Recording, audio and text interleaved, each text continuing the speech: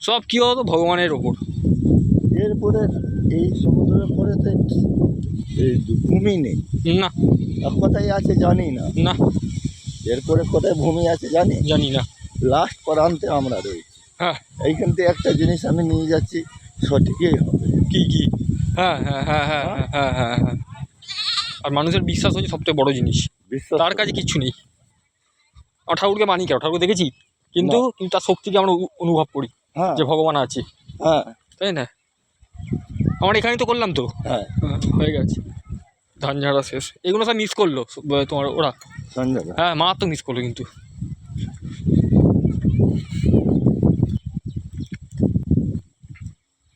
তাহলে সঞ্জয় দা এই জায়গাটা কিন্তু স্পটটা খুব ভালো বেঁচেছে।